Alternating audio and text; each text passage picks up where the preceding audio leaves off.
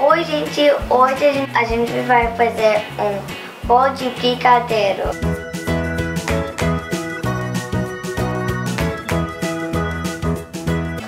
E você precisa 3 ovos, manteiga, você precisa golden shape, assim, whatever shape você quer.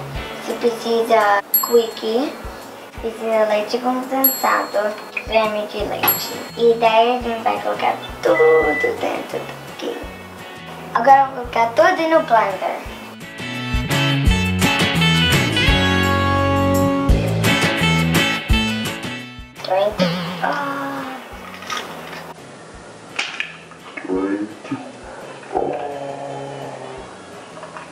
Agora vamos colocar o ovo.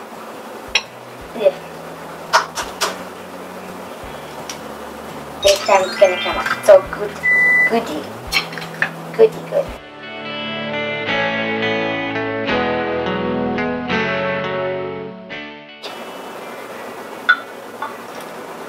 Pour everything in. It's gonna make it so goody good.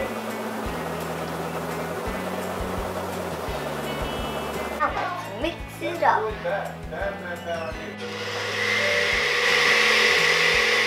Agora a gente vai colocar isso aqui nessa forma, a gente coloca no microwave para 10 minutos.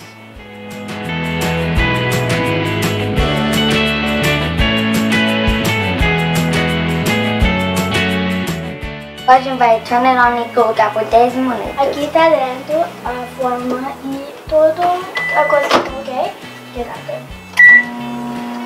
Não! Agora em 10 minutos a gente vai ver que quanto ele tá.